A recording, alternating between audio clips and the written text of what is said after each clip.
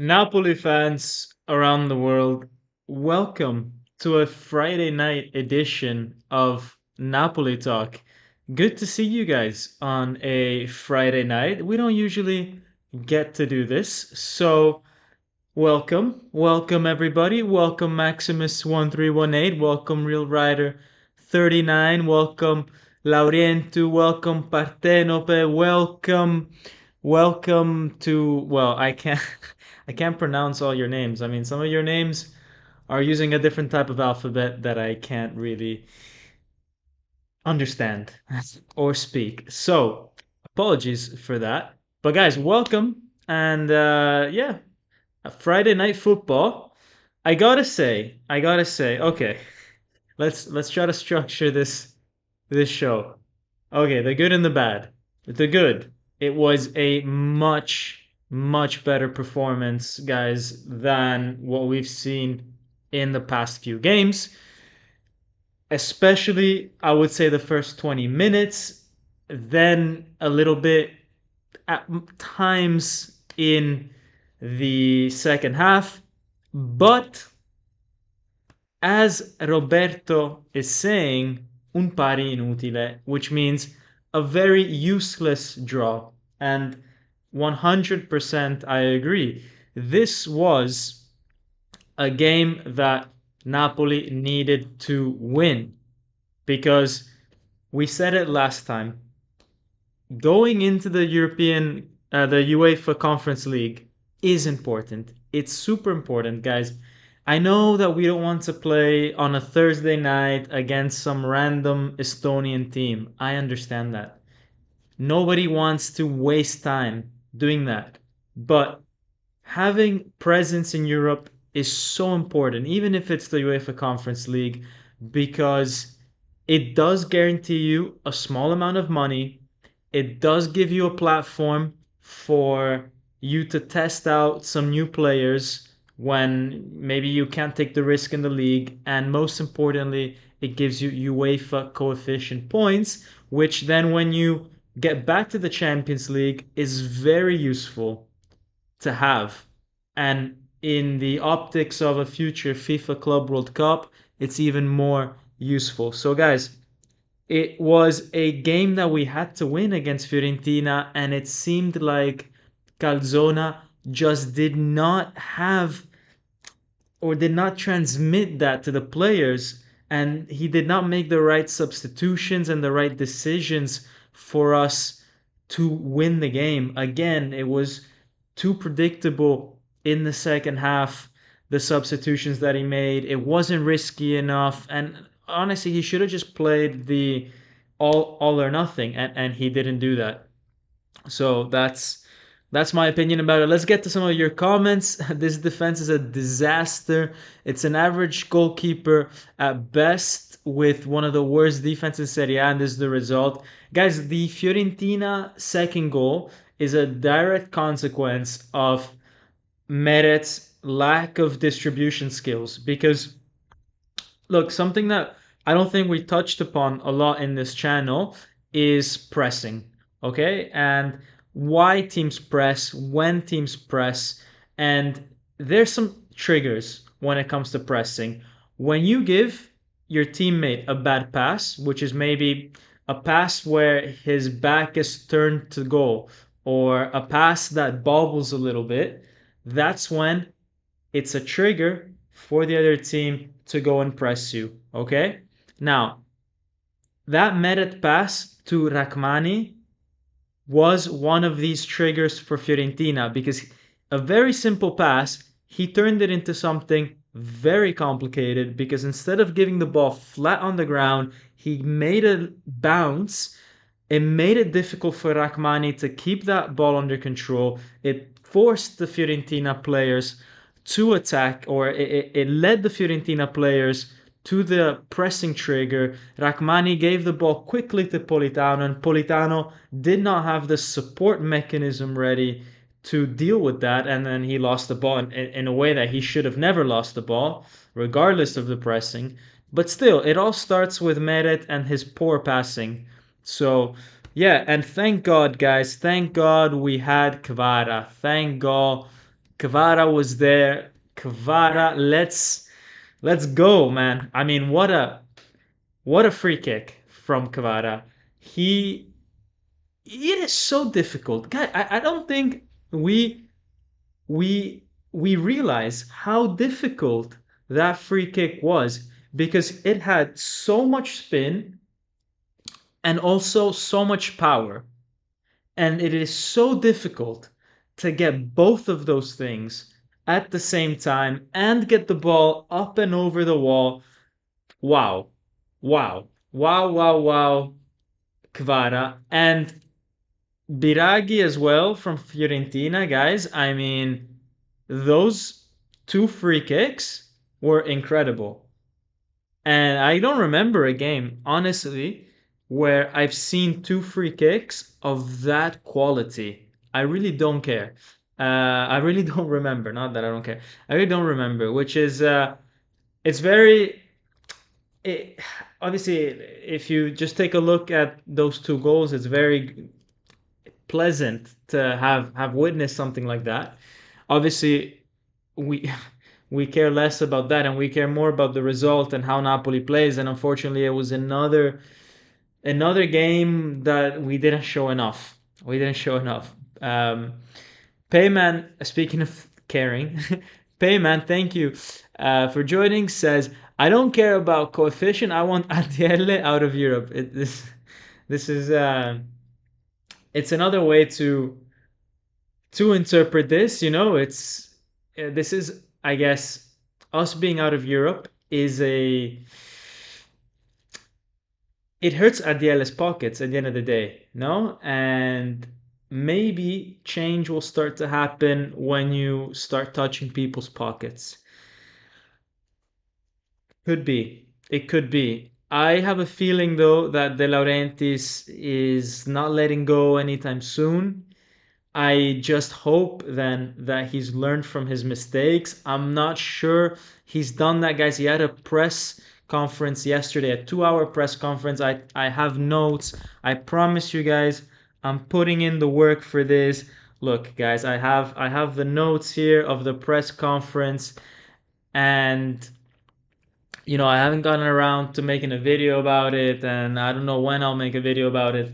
But long story short, he said things that I don't really like. He said things such as, we needed a season like this so that it forced us into a reset, and it was needed to understand really how deep the problems were, which started March 20th last year, which is when we lost to Milan. And I don't think we needed this season actually to be this bad for for things to be better. I think we could have learned from the signals of last year. I think we could have done a better job this summer and it would have been completely avoided this season, and we would have maybe been on a better cycle or a better trajectory.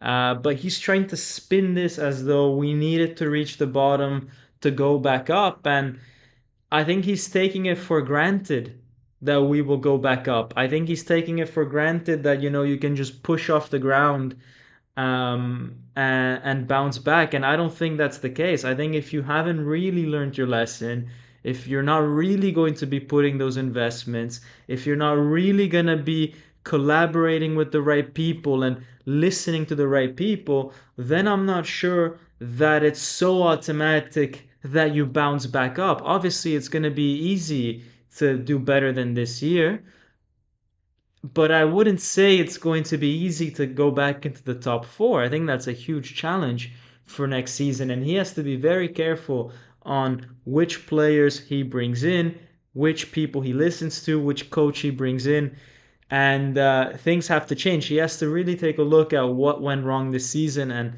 wow, he cannot make those same mistakes. So yeah, with Bari probably getting relegated, does that mean that ADL spends even less for the mercato? I don't think so. I think those two things are separate. Or at least they should be separate. But yeah, I think I think he has a business to protect. He's got value to protect. The only way you can protect this company is by investing more into it, right? Starting something new. Um, I don't think he'll just let it die slowly. That's not good business, right? I mean, if he doesn't do anything, this club, which has the potential to be top four at least, it will just keep being in the middle, and that's not something that he wants. So I'm sure he will invest. It's just a matter of, will he invest the right way? We need Conte to come to Naples immediately. Yeah, I look, especially after watching today Italiano. Look, it's from what I understand, it's between Italiano, Conte, and Gasperini. Gasperini has never proven himself at such a big club. He had a spell um, at big clubs before. They were limited. It didn't go well. He did spend 10 years at Juventus, actually, in charge of the Primavera. But I mean, that's the Primavera. It's not actually Juventus. Questions remain about Gasperini at a big club like Napoli. Italiano, what I saw today, I was not impressed. I mean, he made it look relatively easy for us in the first 20 minutes. And man, it's worrying because every other coach has put us under a lot of pressure, under a lot of trouble. And all of a sudden, we play against Italiano and we find it easy. And look, we'll go analyze, Italiano's football when we get to the analysis part. I'm not convinced about this, guys. I'm really not, and I think he's the one that worries me the most out of the ones that have been named. And it seems like Conte is really the best solution out there for us. We haven't lost a game where Kvara scored a goal, just past to Kvara. This is an interesting stat. Thank you for bringing this up. Um, Let's get to some more comments. Me personally, I'm still in emotions after that free kick. It was wonderful. It was wonderful. Listen, man, I want to know how to pronounce your name, so put it in the comment because I like to say people's names before I read their comments, and I don't know how to read this. So either you tell me your name, or I'm just gonna call you Kvara or something. Just give me a Georgian name or something, right?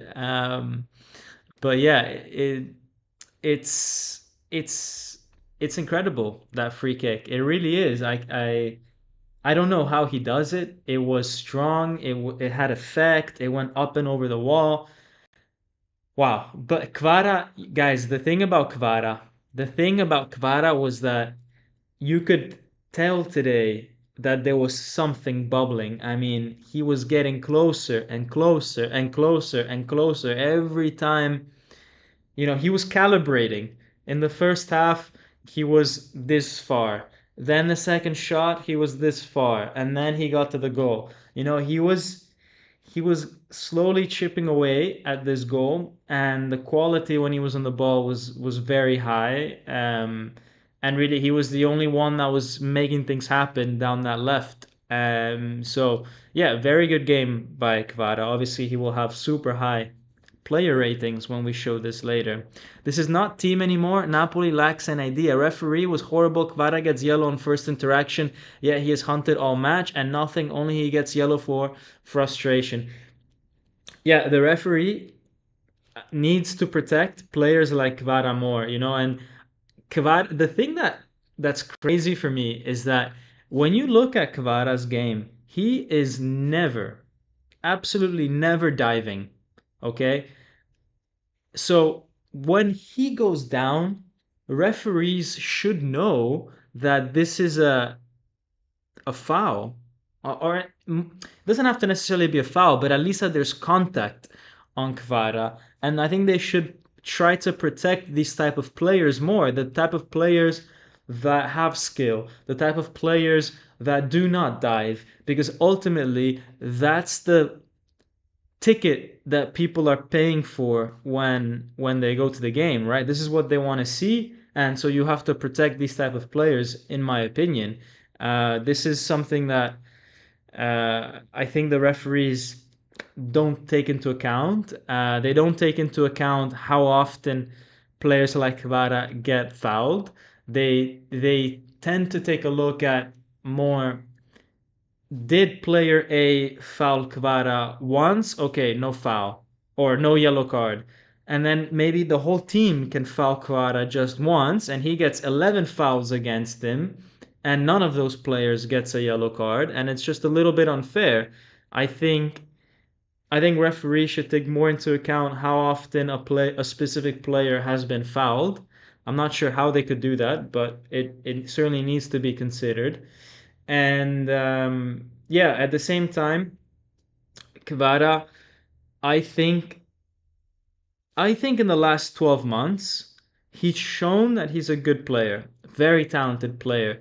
But if there is one thing that I think he still has room for improvement, it's the mentality of just forgetting about things. I think he sometimes something happens to him and for 5 minutes he will be thinking about this thing.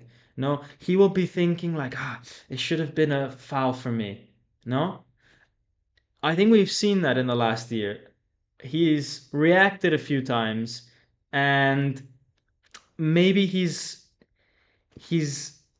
playing sometimes with a bit of frustration, or maybe he misses a chance and then for the next 10 minutes he's so eager to score a goal or dribble past the player just to make up for it. No, and sometimes I think he should be a lot more just, okay, what happened, let's forget about it immediately, and the next play that occurs, let's treat it completely by itself. Let's not get affected by what just happened.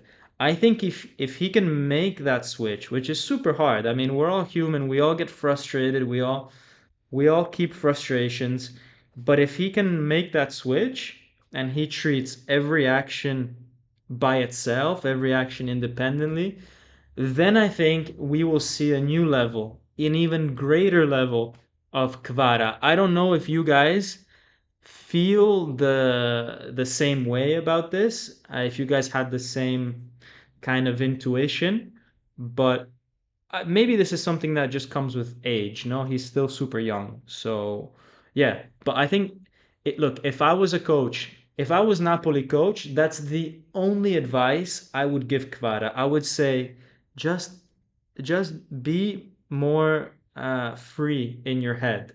Play play without frustrations. Play without overthinking. Just let your talent do the work, okay? Because when when he focuses on his football, he is incredible. No, and I think that's the only advice a coach can give, right? It's more of a mental advice, because technically you're not going to teach Kvara anything. No, technically he's on another level. So yeah, but yeah, I agree. I'm happy you guys um I'm happy you guys are agreeing with this. Calzona Turbo Man Manager. Real name is David. Okay, I'll call you David. I'll call you David. I'll remember that. Let's get to some other comments. Blue Line says, "Good playing, but without win. We've seen this before against Roma. There's ability to win, but we don't. Yeah, this team has forgotten how to win, guys. And that's serious, because look, you can tie the game. Okay, you can tie a few games, and okay, it's not that bad. A tie against Roma, a tie against Fiorentina, but ultimately, this team has forgotten how to win. Right? We've just won one game in the last, I don't know, 8 or 9, which was against Monza. Winning is the most important thing, and I need to put a picture of Garcia. Like I need to put a picture of Rudy Garcia over here, because it's thanks to him that we're not going to Serie B. I'm sorry, but the 23 points, or roughly, that we got under Rudy Garcia in 12 games, maybe even more with Garcia, That's the reason why this team is not going down. Okay? So I'm gonna put a little Rudy Garcia shrine over here. And every morning I wake up and I give him a kiss, and thank you, Rudy, for those 20 points at the start of the season. Because I mean, this team, since he left, has forgotten how to win. At least with him, we were winning sometimes. So it's and guys, I was very against Garcia. I didn't like him. I wanted him gone. But now I'm thinking, looking back, I think it I think he was the better manager out of the three. But I might be wrong. We never know. We never know what the season would have been like. Certainly, he was a bad man manager. However, pay Kvara what he wants and deserves, and you build this team around his skill set. Yeah, I think. Look, this team should be built around Kvara, Engonge. I don't know why he doesn't play more. Kvara, Engonge, Lobotka, um, and honestly, I like Ostigard. Like that would be my spine. I would have Kvara, Engonge, Lobotka, Ostigard. Fine, we keep Oliveira on the left, even though I'm not a huge fan. Whatever, he's not the problem. We keep those five players. We say these are the starters for next season. The other six, they can all go. Di Lorenzo, let's see. Maybe we keep him because he's the captain. Okay, but he needs to step it up next season. But everybody else, I think I would say here's the door. Either you leave or you're happy to sit on the bench, but you're not going to be a starter. Anguissa, you're not a starter. On the bench. Simeone, you can stay, but you're not a starter. Raspadori, you can stay, but you're not a starter. Rachmani, you want to stay? Fine, but you're not a starter. Meret, you want to stay? Okay, fine, on the bench. You know? And I think that's what I would do and free up six positions in the starting 11 and we make progress on those six positions. Because otherwise you're going to repeat the same season as this one.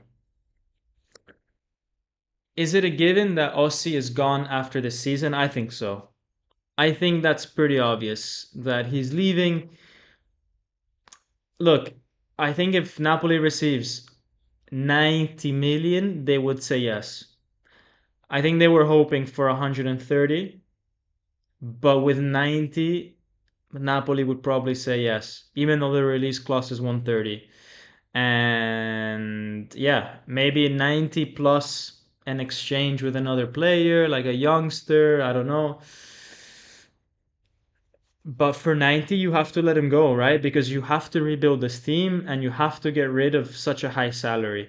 The most we can pay people is 4 or 5 million, and that's probably where Kvara should be. Um, but yeah, I would put Kvara at 4 million plus one of bonus. Happy days. Sign. Thank you very much. And we move on from this contract situation. And I think that's a fair salary. Man, at 22 years old, that's a pretty fair salary. Um, I wouldn't complain with that at 22. Let's go to some other questions and then we get to the analysis, guys.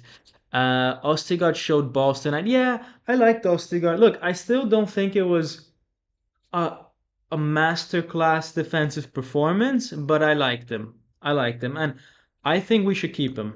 Honestly, I've always been a supporter of Ostigard. You guys know that I'm pushing for Ostigard a lot.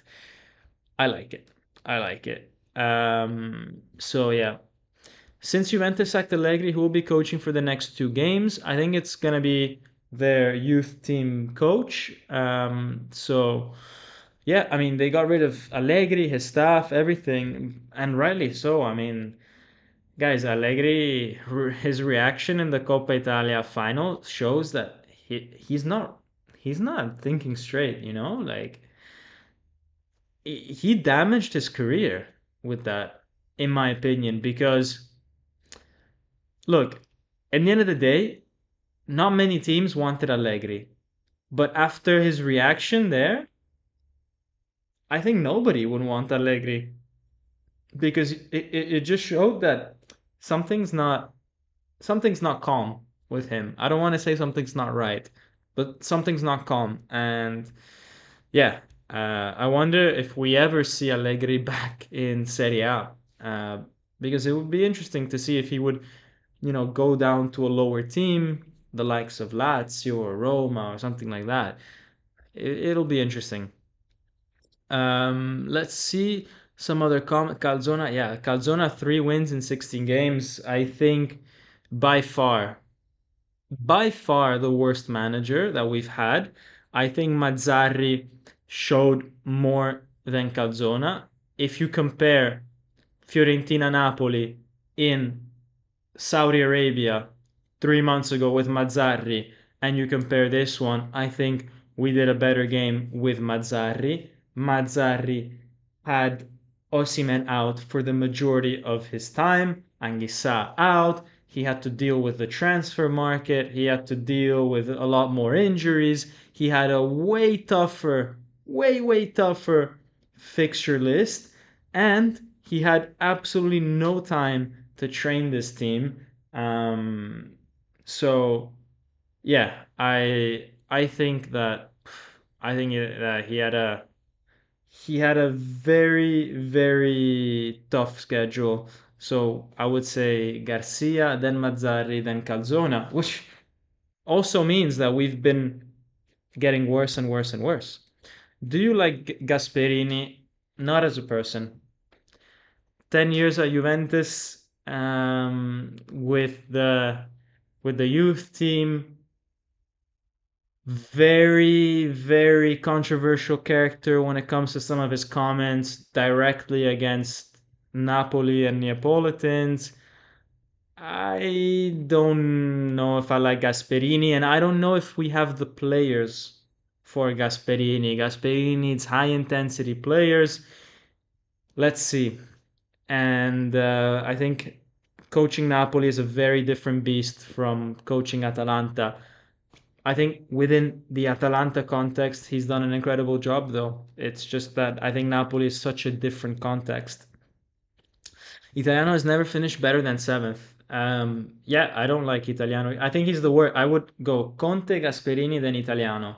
But actually, I would go Conte, Gilardino. That guys, no one talks about Gilardino, but this guy I think has done such an incredibly mega good job with Genoa. Like you have no idea the respect that I have for Gilardino because he took a team to the top of Serie B comfortably top of Serie B.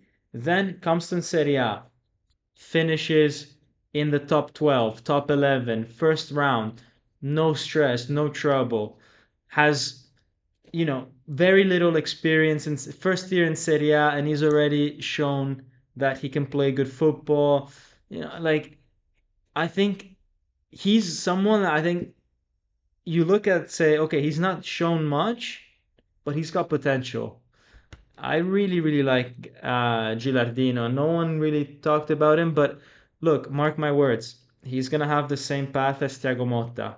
He might be limited that he might not get the talented player that will allow him to do that, like Motta got with Zirkzee, because without Zirkzee, Thiago Motta is finishing eighth.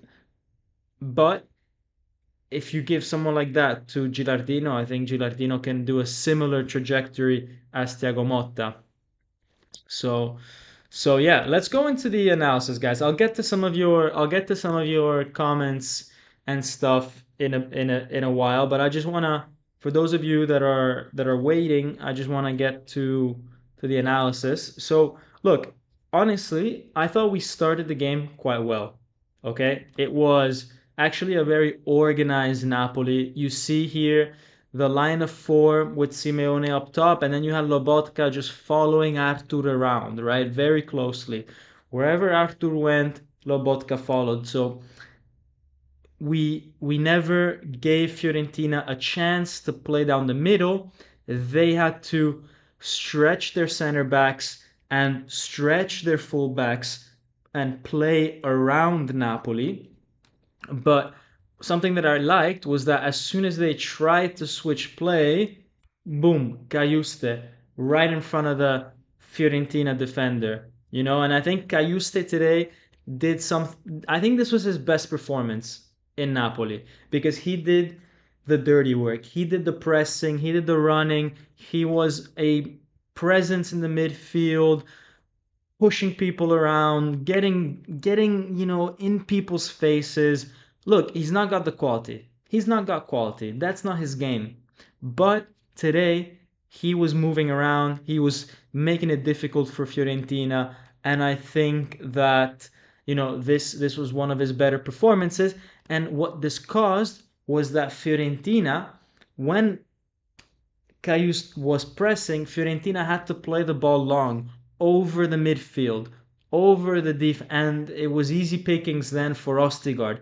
And that's the great thing about having Ostigard is that you can go and press the other team, force them to a long ball, and then you've got someone like Ostigard at the back who goes and wins the ball for you with his headers. And that's the beauty of having Ostigard instead of Juan Jesus. And if the ball is played in behind him, well, Ostigard's got the speed that Juan Jesus doesn't have. So I like this approach. I like the approach of pressing them and then you've got Ostigard at the back. I think that works much nicer. I don't know if you guys saw this as well in the game, if you guys feel the same type of way, but that's how I felt that we were controlling the game in the first, let's say, 20 minutes. We weren't allowing them to do much. And again, Cayuste, very quick to get back into position, breaking up play. Here he intersects the ball. And you can see like we are very, compact. The midfield, the defense, everyone's compact. There's no Fiorentina players in between the two lines. Everything is under control. There's no incursions happening right through the middle of us. So yeah, um, this was a very good, very good first 20 minutes by Napoli. Look, again here, very organized. Fiorentina have the ball. They've committed men forward. They're in the final third. They've got no options. Down the middle, you've got Kvara, Lobo, Cayuste, all very much blocking the spaces, blocking the passes. Fiorentina had no outlet. The only thing that they could do was pass the ball to the side and try to whip in across. But it was very difficult for them to find a way through the middle. I thought we did a brilliant job, honestly, in the first 10 minutes. And it's a shame that we're not able to defend like this for 90 minutes. It's a shame that we lose this type of shape. And it's a shame that I think it's too easy for other managers to do tactical changes. It messes us around, and then we lose our bearings a little bit. Um, but we get to the goal. We were dominating. We get to the goal. Maybe a little push by Rachmani. This was honestly too easy for Rachmani to score here. So I'm not even gonna reward Rachmani for this goal because I think he pushed the guy a little bit, so a bit unfair, and it was just such an easy finish that it doesn't get in my player ratings. The fact that he scored, it honestly doesn't. Maybe gives him a half a point extra. And again, look, we talk about Cayuste, right? Cayuste, as I said, not a lot of quality, but a lot of quantity. Not only is he pressing, breaking up the lines of plays, the lines of passes, but he's getting into the box. He's okay, this shot didn't go well, but he's getting in the right position. Look, I think he's done an incredible improvement in the last month. This is the second game this month or a month and a half that I've been like, you know what? Maybe this kid has something. Maybe this kid can, with the right manager, turn good. Because I'm seeing quality, I'm seeing effort, I'm seeing commitment, and I'm seeing understanding of the game in certain situations. Yes, he's got room for improvement. Yes, he can still improve his understanding, but I'm seeing progress from the start of the season. So I wonder whether he can take the next step. I mean, Maximus is saying that he can't or won't take the next step, but I think he's I think he's gonna get there.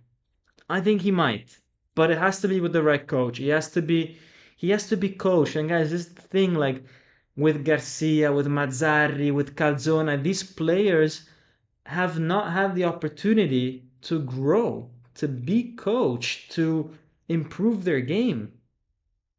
They've been in auto management for 12 months.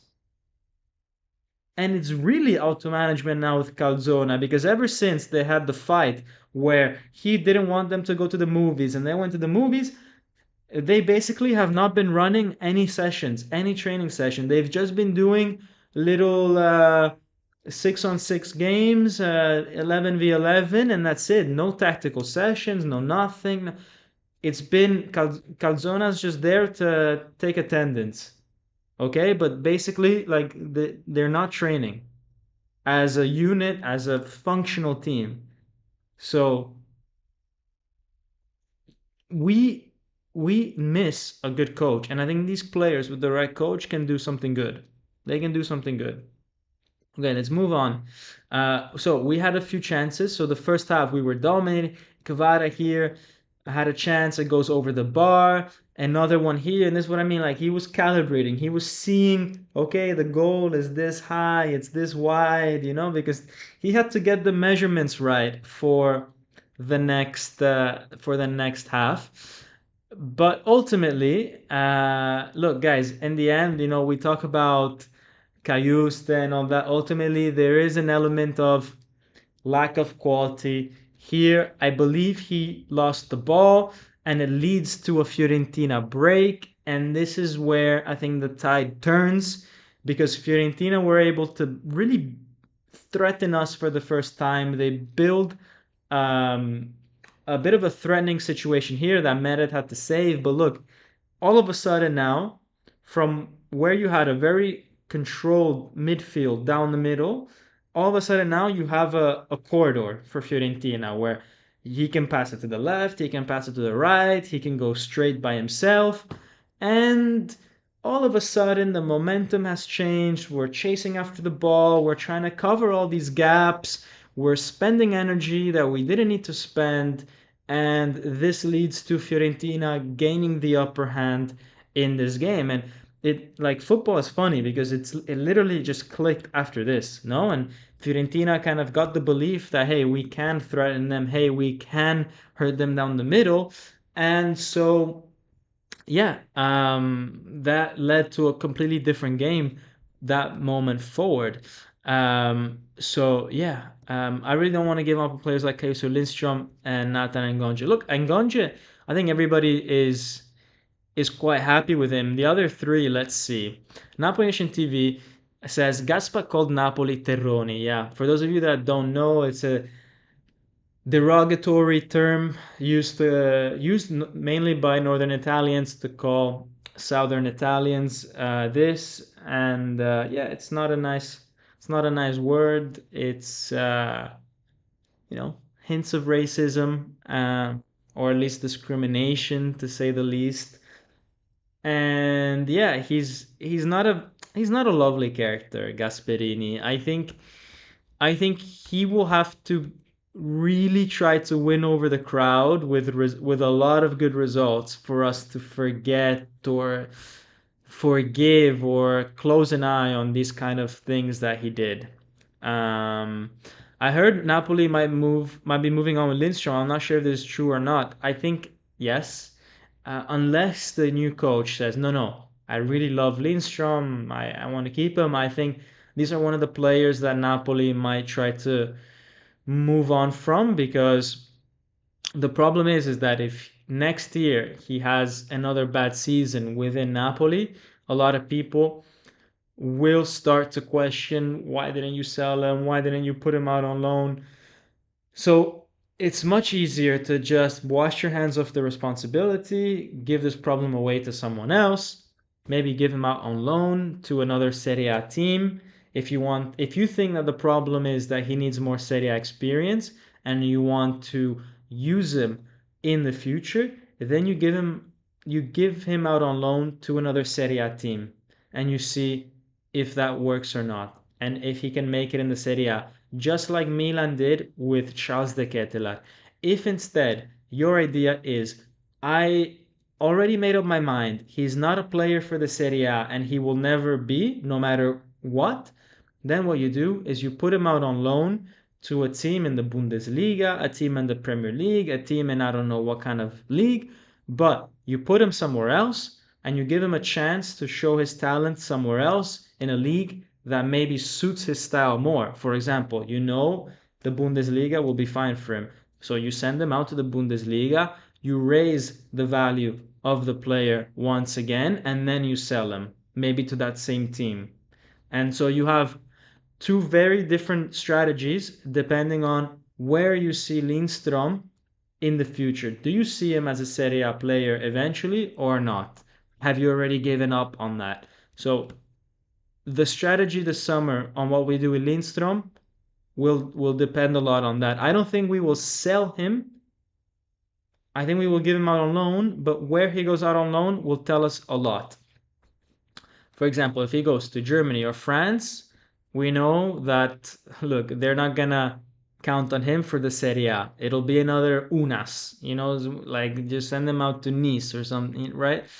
But yeah, thoughts on Allegri leaving, maybe to Napoli? No, look, I think he's completely screwed up his career now because he's shown at Juventus that he doesn't play good football, and he showed yesterday or 2 days ago that his character, mm-mm.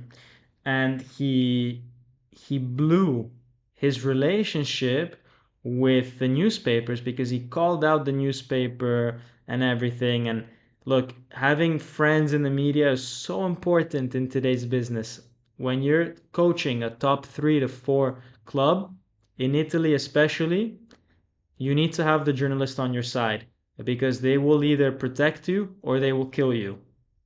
And saying things against journalists is not going to help you.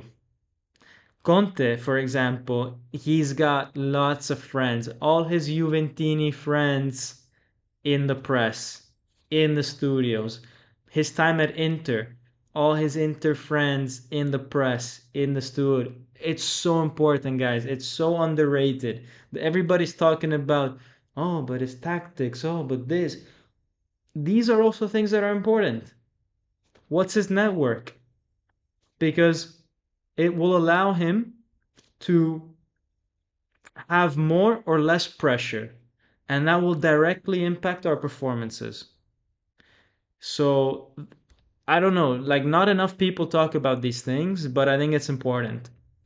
I want Conte, but he will never come. Adiele wants a long-term project and rebuilding from scratch, literally. We have to see if he comes, no? But let's see. I have a feeling that he might. Floki. Floki says Ostigard is good on high balls, but any technical player cooks him. That's true. He needs to improve there. I like your username, man. I remember when Floki was the sponsor on Napoli shirt 2 years ago.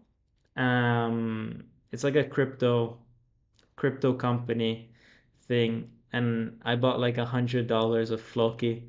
Uh, and I think even with all this thing going on with like crypto being down and all that, I think it's not doing. I haven't checked in like months, but I think it's not doing too bad. So I'm not telling you guys to invest in there. I'm just saying, funny username and ex-sponsor of Napoli. Anyways, Daniel Fernando Beckelin says, "Do you think that Leo Stigar will be sold and that Napoli will sign John Lucumi?" Look, I have no idea who Napoli will sign because they've surprised us, literally.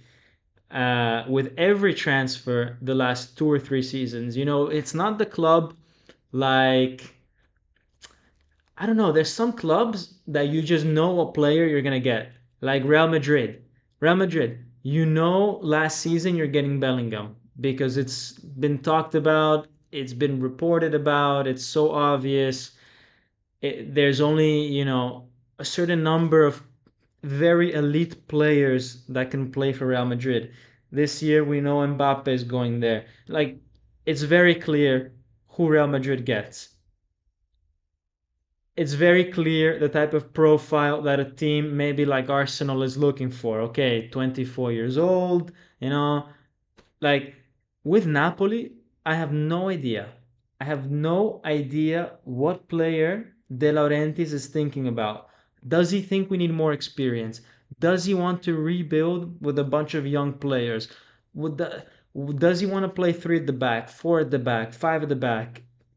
Who's going to be the coach? Who's the sporting, like, knowing what player Napoli will sign depends a lot on the manager, the sporting director. We don't know enough information right now to make those kind of calls. And I don't want to tell you guys, we're going to go for this player. Like, that's not the business I'm in, right? I want you guys to see me as someone that gives you information when I think it's pretty reliable, if not already confirmed. So I don't want to speculate on all that stuff. Or if I do speculate, I say, hey, this is speculation. I think with names of specific players, it's still too early. I think once we get the coach, then we can start playing that game. Look at my previous comment. Okay, fine. Says, I don't know why this is still a story. It was the assistant coach that said Teroni and not Gasparini. Watch the video closely. Oh, maybe. I don't know. Maybe. Uh, let's see. Some other comments. Helpcom says a low risk but high reward player would be stupid to sell him now. I think we're talking about either Cayusta or Lindstrom. Says Cayusta has shown some very bright attributes, and I'm sure he can find room to improve the coach that knows what to do. Yeah. You think any of the POS players loaned could be starting next season? I think Folorunshu could easily walk into our current midfield. I think he's at the level of Cayuste, if not higher. Caprile, I think, could be our goalkeeper, should be our goalkeeper next season. I think he's already at a higher level than Meret. So yeah, for sure. Anyways, let's continue with the analysis, guys. So this was then led up. This all led up to Fiorentina's goal. Again, we talked about the free kick. It was beautiful, this free kick as well. I mean, something nice about goals that hit the crossbar and go in. I don't know what it is, but I much rather see a goal that hits the crossbar and bounces down than the post. I don't know why, but it looks more beautiful when it clips the crossbar. And I don't know. It makes it seem like there was less margin. But yeah, look, disappointing that we conceded this free kick. It was a stupid free kick to concede, and we weren't able to regroup.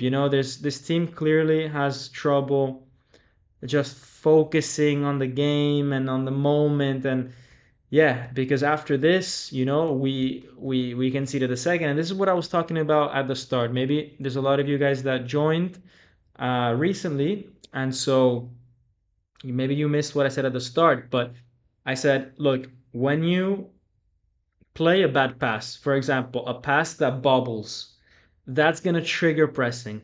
It's a trigger that the other team says, the ball is bouncing, so the player is gonna need some time to settle this ball, control it, so I better go and run. No? And look, Merit, from absolutely no pressure, gives Rahmani a very bad ball. You can see here it's bouncing. Boom. Fiorentina players are on it. As soon as soon as that ball is not played exactly on the ground, you know you're gonna get pressed because it's a great opportunity to win the ball back by the other team. And that's exactly what happens. And that's exactly the type of mistake that Napoli does, and the lack of quality that we've shown all season. The ball is bouncing, he passes it on to Politano. Politano doesn't get given any options, really. I mean, look, he's not got options to pass the ball into. He could have done way better, but his teammates are not helping him, and he gives the ball away way too easily, and then Fiorentina score. And look at, guys. I mean, look at Rachmani. Look, I'll make the picture bigger, but I mean, look at Rachmani. Where is he? Where is he facing? Why is he facing the wrong way? What is Blood doing? Somebody has to tell me what is Blood doing. And yeah, for those of you that are wondering why this picture is not within the frame back there, it's because I got too lazy to do the layering. And you guys know that I prioritize speed to market rather than quality. You guys know that. No, I don't that's not true. I like to put in quality in my analysis. I like to put quality in what I say. I could do better with quality of my setup and my audio and these visuals. But I want to just I want to get to the live fast, and sometimes it means that I forget to stack things the right way. So yeah, that's why you guys saw the border at the back.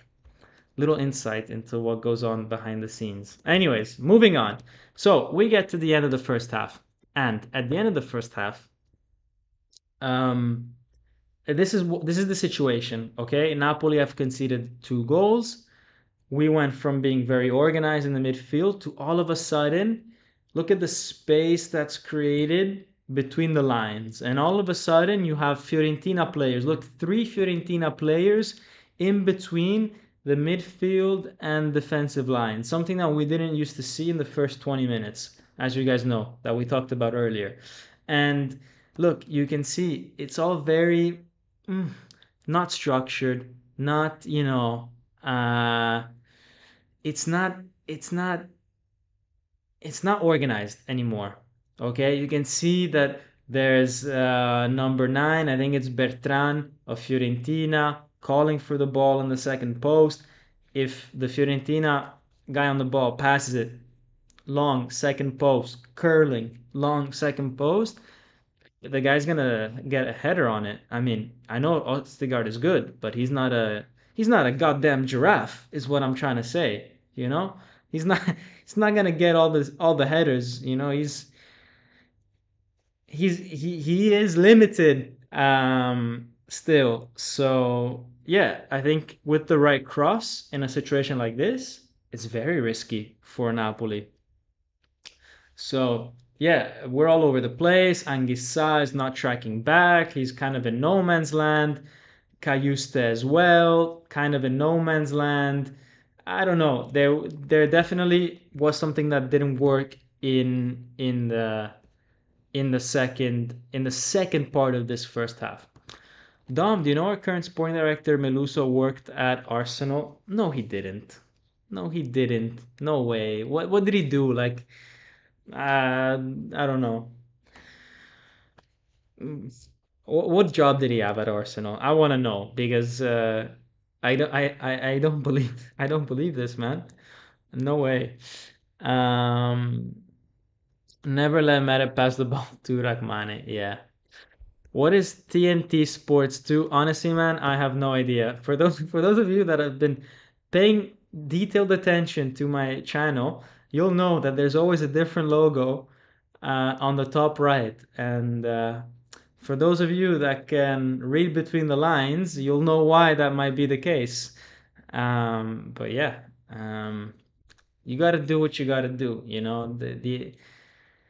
The struggle is real. The struggle is real. To find a a way to deliver this content to you guys and not run into any trouble. If you get my drift. Um, we won't know who's gonna be our next manager until it's a done deal, since we are asked. Yeah.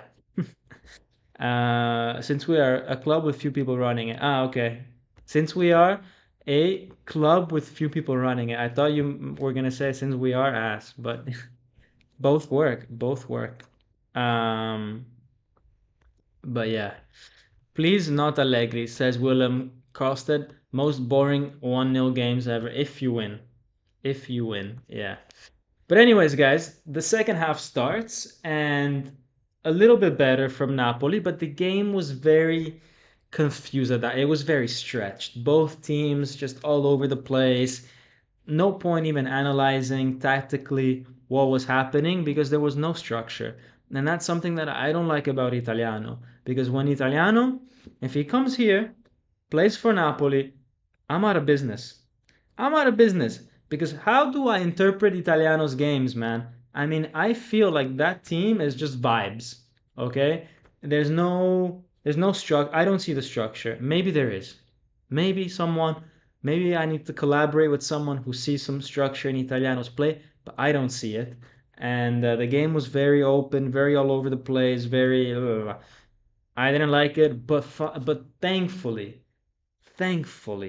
we have a world class player that says, you know what, I'm gonna show you guys how to bring some quality into this game, and not just some quality, but a lot of quality. And what a strike! We talked about it. We said incredible how incredible this goal was. The power, the spin up and over the wall, top left corner. Do you know how hard that is to do all of those things at once? Yeah, and from quite far away as well. He was a consultant at Arsenal. Wow. Yeah, I mean, well, I can't even. The thing is, I can't even say anything bad about that because you guys know I'm recently a consultant, no? So I can't even make fun of this job. I wish I wasn't a consultant so I could make fun of Meluso, but I can't because then I would be making fun of myself. And so, yeah, tough, tough. I'm in a tough position.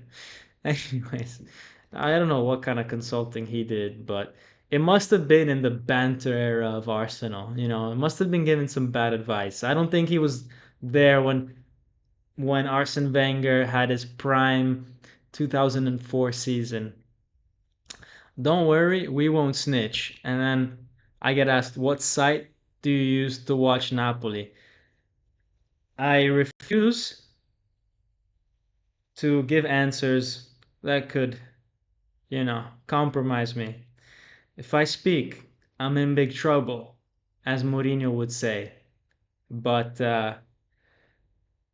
yeah, no, okay. So I use this site. I'll tell you guys, okay? Because I trust you're not gonna send me into the popo, okay? But I'm not. Disclaimer: I don't use this website. I'm gonna give you guys the name of a website that you should never use. Never use this website because it's so bad for you. Okay? But yes, it is exactly this one. Never use this website. It is so bad. So bad, guys. Never use this website. Um, yeah, yeah, that's this. But there's various endings, right? There's like dot soccer, dot something. So dot soccer is the one. But yeah, you guys can thank Tornique later. Okay. I wonder if is this the Tornique that I know? Is this the Tornique? Because I know a Georgian Tornique. Okay, he was in my class, but I can't remember his last name. So if I know you, Tornique, then welcome to the stream, my friend. If I don't know you, you are still my friend, so welcome to the stream. And yeah, good information. Allegri said, I know where you live and I will find you and rip your ears off. He also called out Giuntoli on the pitch and said, get out. Yeah, this. I don't know how Allegri recovers from this, man. I like who would ever want to work with that guy? And the press is not going to be happy with him. Yeah. This one I've not heard of. This one I've not heard of. I used to, yeah. I mean I've gone through quite a few. I've gone through quite a few. Um but yeah, I mean, look, the only reason why I do this, guys, is not because I want to get away from, being behaving the way I should. No, it's more because look, when I try to go with that zone and I have that zone, every time I try to take a screenshot, it blocks out the image. Okay, it just gives me a black image. And how nice would this analysis look if I start doing the slideshow and it's just black images? It wouldn't be very nice, no, if the screen was black. So I can't really, offer you guys this without going through some shady route. Hey, if in 5 years I'm in jail for this, I know that there's a community of people that will bail me out. Am I right? Am I right that you guys will bail me out? Okay? You guys better. If I get in trouble for this, I will not be happy with you guys. So, but anyways, let's move on. Let's move on. Look, Politano. Yeah, Politano. Let's see. Let me get some more. Varane should join Napoli. He's like 31 and leaving Man United. The salary might be an issue. Yeah, I think Varane would actually be very good at Napoli, but the salary would have to be negotiated. Um, I think he could be like an Albiol type of player, which I think would be cool. Look, Politano had a weird game, right? Because he assisted Rachmani, good. Hit the post here. Hmm. But then he had that issue, no, with the second goal. So I found it very difficult to judge Politano's game. I thought it just seemed like a very Politano game, right? Like he'll do one thing bad, one thing good, and you're like, man, just be consistent. You know what I'm saying? Like he's clearly got talent. He's clearly got skill, but then he makes some bad decisions or a bad mistake with the ball. It's very tough. He's the player that I'm always struggling to give a rating to because, okay, Juan Jesus, Ostigard, Rachmani, like everybody else is like just very consistent. Oh, they're either like very bad or very good. Kvara, we know he's very good. Osimhen, very good, right? But Politano is one that I'm always struggling to rate him because he's all over the place during a game. So yeah, Dom, I'll start the GoFundMe to bail you out. Thank you, John. Um, yeah, we better start this. We better start this now because in 5 years' time, if things hit the fan, they'll have they'll have so much proof. This is the funny thing. They'll have so much proof of me doing this because of all the videos that are up online, which is, yeah, it doesn't put me in a very good spot now, does it? But anyways, moving on. Again, Politano here, forcing a good save. I just want to highlight this because, look, at the end of the day, he had a bad moment for the 2-1, but he did also give something, no? And I think he's underrated at times because if you think about it, these were really the only saves that the goalkeeper of the other team had to make, right? Sometimes we talk a lot about Osimhen and Kvara and all that, but how often do their chances go above the crossbar or wide or something like? Whereas I feel like Politano, he is a lot better at just hitting the goal. Maybe he doesn't score as much, but I feel like he's a bit more accurate with at least hitting the target. I will have to research that. I will have to go into the stats, but I think he has a better shots on target ratio than the other two in attack. So and I think that's important. But yeah, let's go on to the next slide. Yeah, there was this moment here that almost cost us a penalty. Thankfully, VAR intervened and it wasn't given. But the one thing that I will say here is that it was so unnecessary for Lobotka to do this because look, Belotti is not facing the goal, he's facing sideways. You're always going to be stretching, you're always going to be a little bit out of control when you do something like this. So it doesn't really make sense, no, to go into this type of tackle like that. And then we had a few good moments from Meret, this double punch of the ball in the air. That was very good. And then finally, in the end of the game, look, this is what I'm talking about with Napoli not really supporting each other as a team. Because, for example, we get to this moment here, right? Lindstrom has the ball. It's the 91st minute. You're 2-2, and his back is to his own goal. He's stuck. He can't pass the ball to Meret. It's going to put Meret under pressure. So he's forced into the corner. And look, none of the Napoli players are out there helping him. No one comes to his help.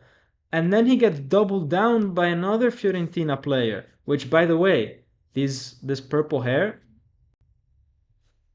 bruh, what are you doing, man?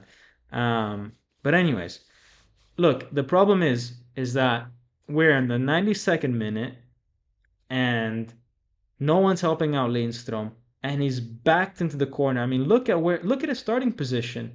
He's on the, what is it, the fourth, let's call it, row, no? And then by the time this happens, he's entering the second row, of the grass. And by the time this picture, he's basically at the corner flag. We've lost 20 meters of field, let's say, 20 meters, 40 feet, whatever you want to call it. And no one came to his help. And we're in the 92nd minute. We should be protecting our teammates. We should be protecting the results, because what happens if you lose the ball here and Fiorentina go and score and you lose another game in the 90th minute? So there's all these little things that this is down to the manager, but also down to the players. Because I think at this level, players don't need to be told to help their teammate out. I think they should know it. And I think if there was a more of a team spirit at times with this team, things would come naturally. Things would come because they want to help someone, because they like this person, because they feel like they're brothers, they feel a sense of community. And I feel like everybody is so siloed and everybody is so thinking just about their job, just about, oh, I'm Ostigard and I'm a defender. I don't need to help out Lindstrom here because I just need to think about defending. It's like, no, you have to go and help out your teammate and provide a solution and think about where you need to be on the field and try to, I don't know, like not just think about the job that you have, but also you need to think about, you know, how can I help in this moment my teammate, and be more of a team player. But I don't know. And these are just my feelings at the end of the day. I don't know if you guys feel the same way. We can have Matteo, Mason Greenwood, then we get an experienced and young player. No, guys, no Mason Greenwood, please. I would actually, I don't know what I would do, man, if he came. Like I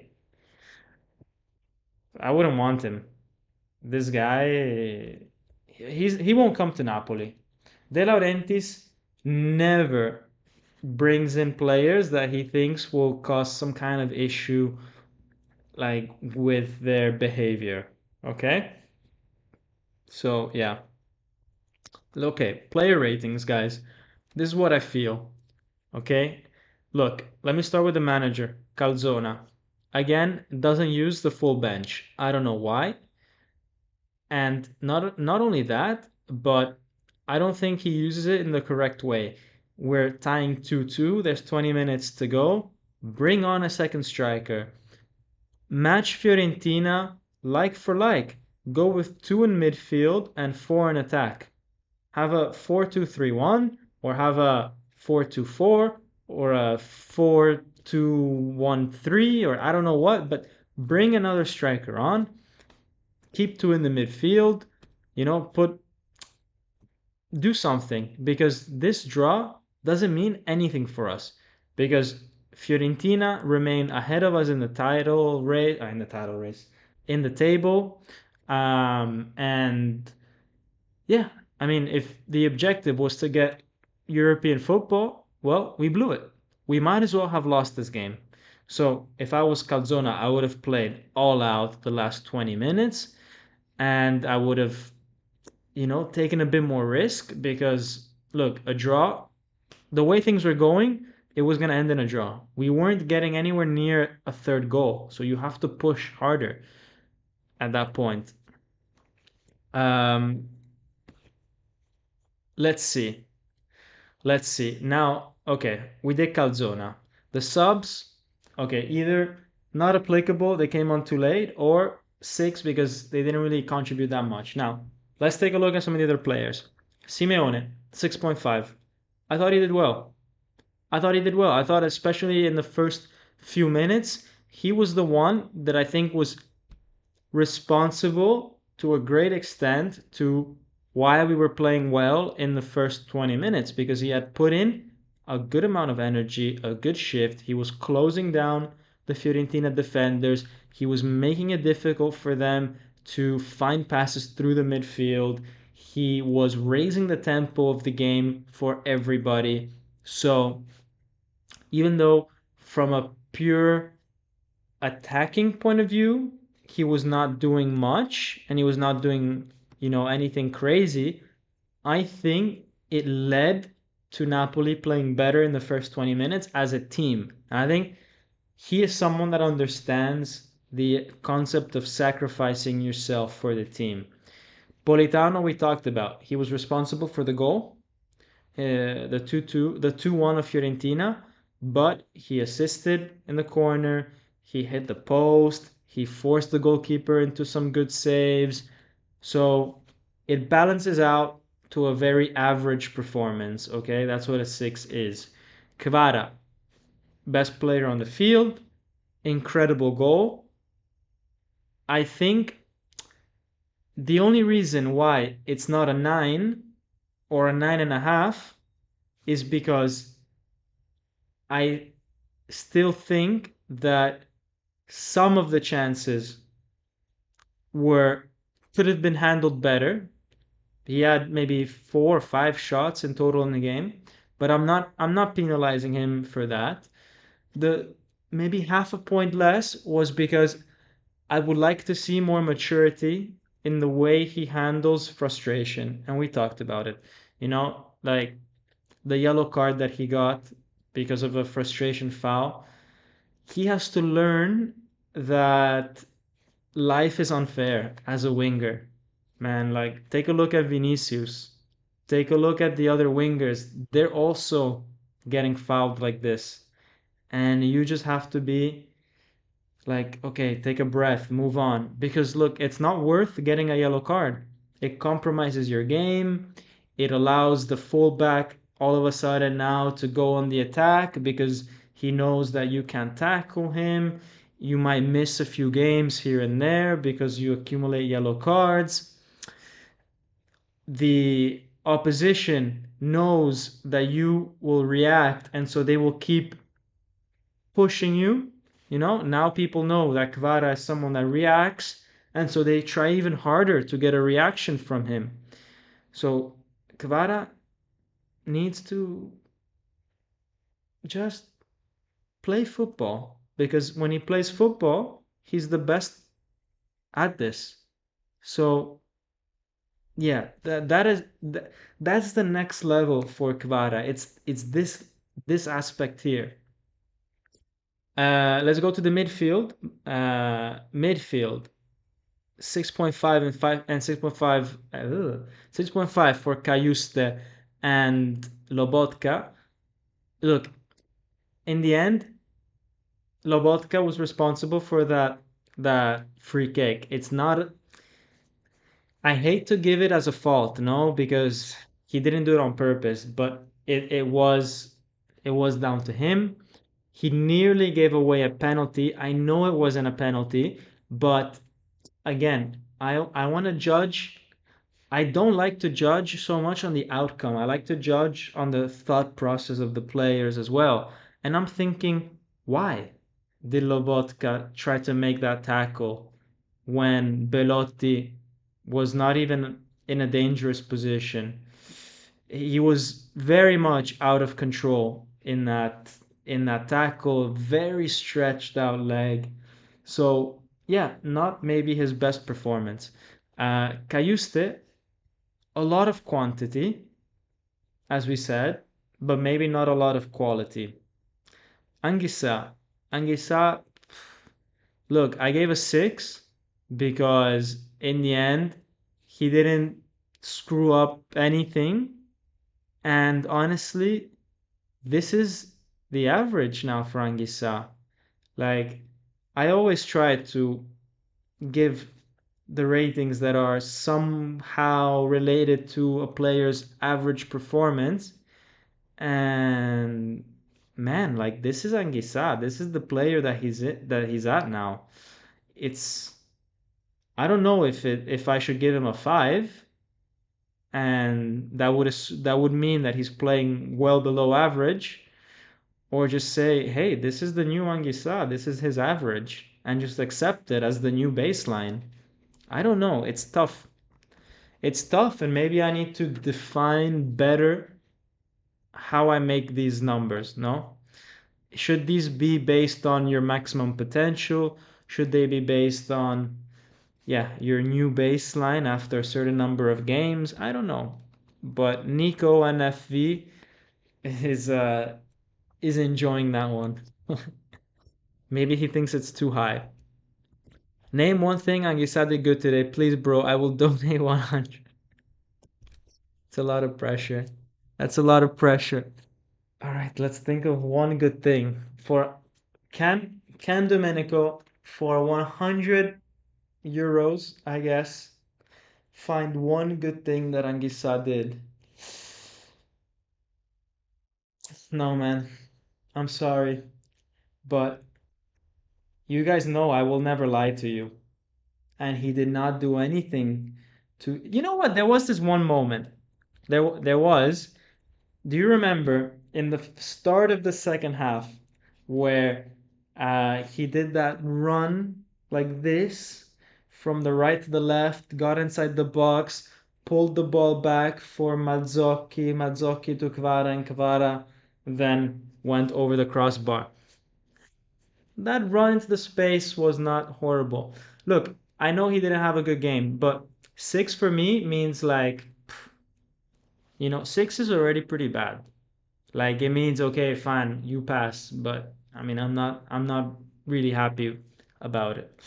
But yeah, this downfall needs to be studied. Yeah, it does.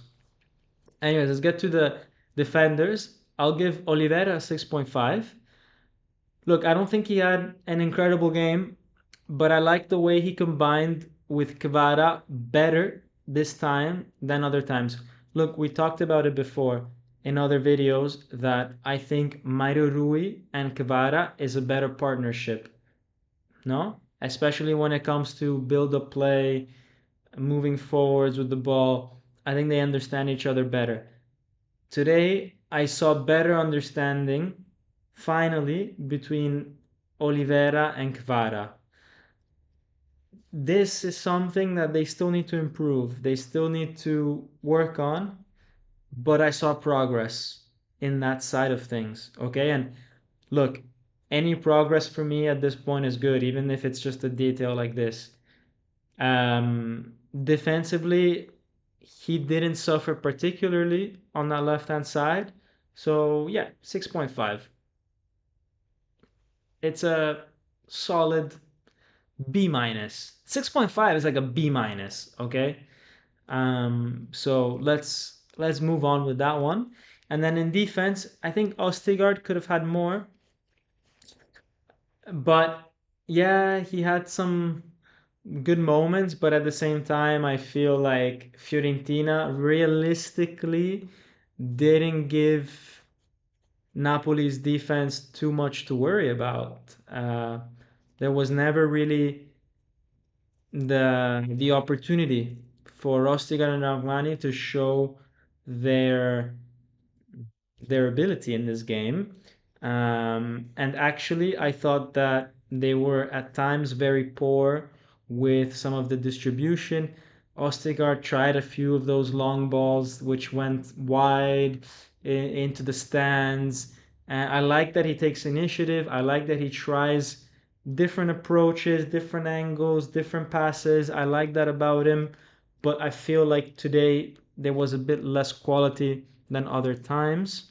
Mazzocchi, I think, yeah, again, similar to Cayuste, right? A lot of quantity, maybe not a lot of quality. I think he could feature more. Look, we didn't miss Di Lorenzo today, which says a lot.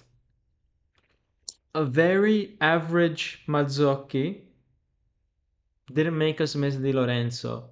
And that speaks to Di Lorenzo's quality this season.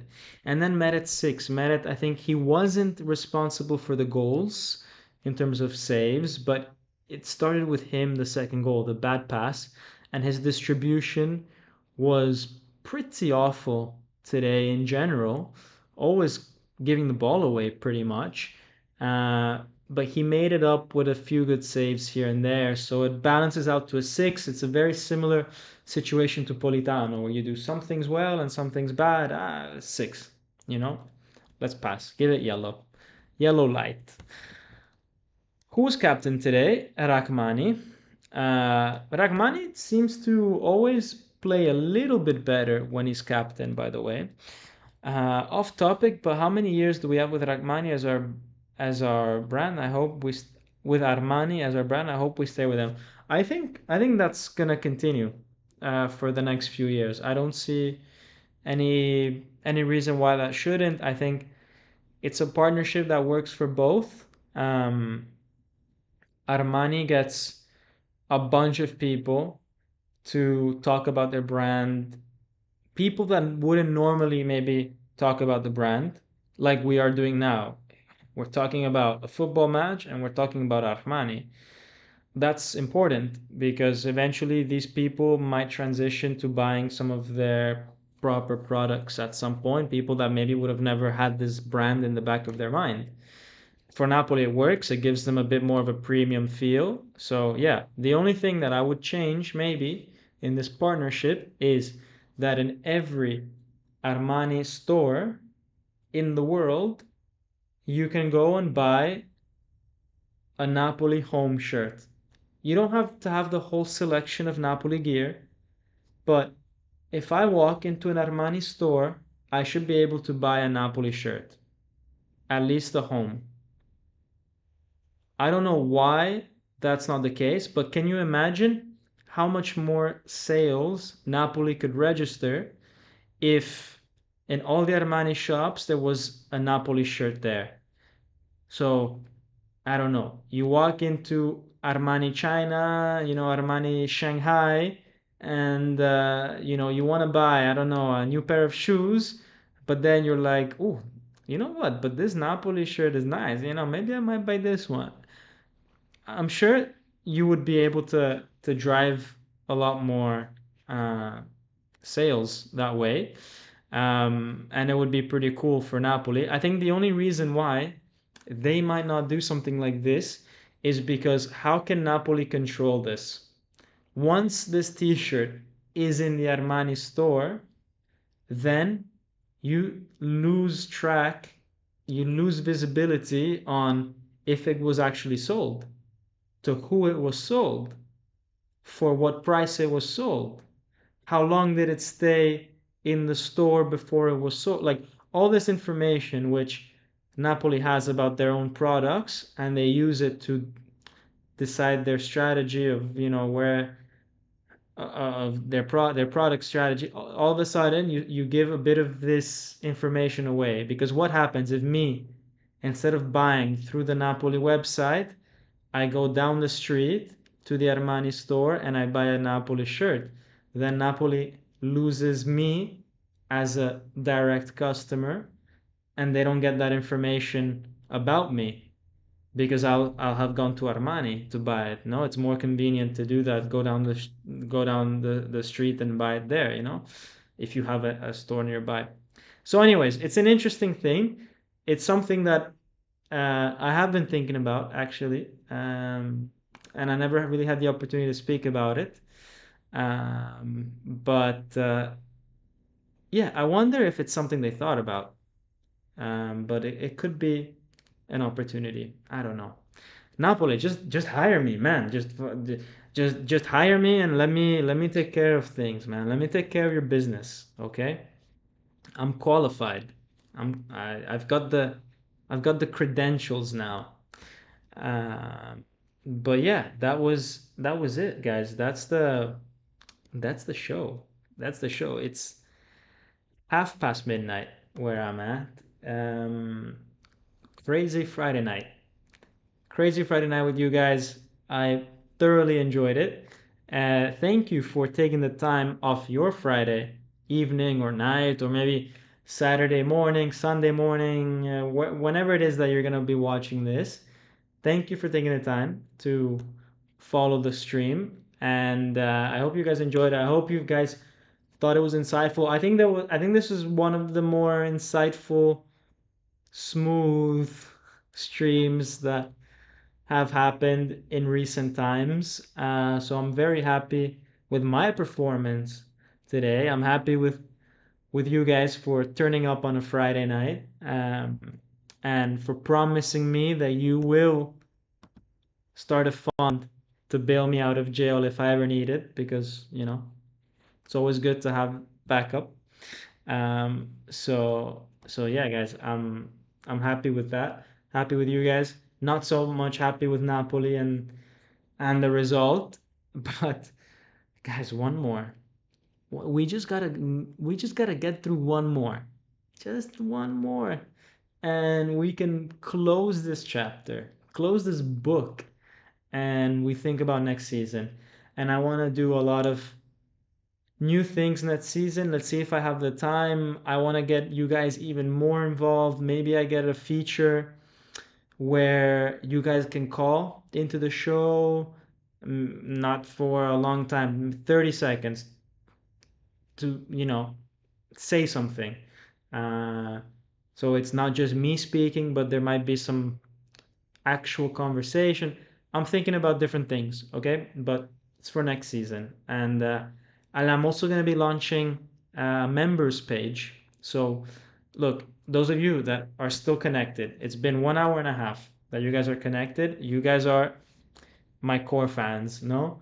Um, if you guys want to support through a monthly subscription, which will kind of help this channel grow because I can spend it on maybe an editor, maybe on someone to do some social media post, maybe on new equipment, this and that, then for a small fee of, I don't know, €1, €2 a month that you guys can cancel anytime, you guys can maybe support.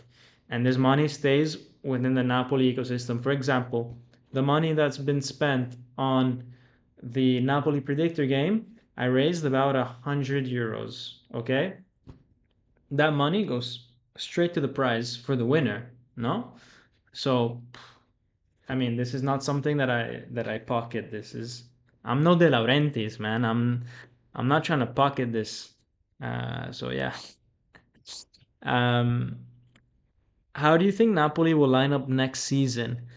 Says Gabbert. Let's see. Let's wait for the manager. Okay, let's wait. But I'm expecting 4 or 5 new starters for sure.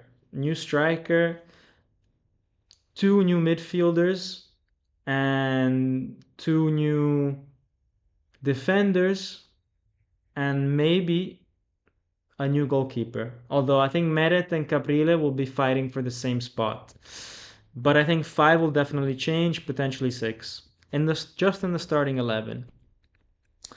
I'll join for sure, says Laurentio. Thank you. Thank you. And there will be different tiers. There'll be like the tier of like, I don't know, €1 if you just want to show some love. Just, hey, like, I always watch your videos. I appreciate the effort you put into it. Here's €1, just, to, I don't know, keep the lights on. Okay. And then there's different tiers, like maybe for €10 you get access to others. I don't know. I'll have to think about it. But I'll try to make it so that there's different levels and feel comfortable with whatever you feel comfortable with, right? Don't be forced into something that you don't want to be forced. And you can drop out at any time. So, guys, that's it. Hope you guys enjoyed it. And yeah, have a good one. Have a good weekend. And as always, even in tough times, forza Napoli, sempre. Ciao.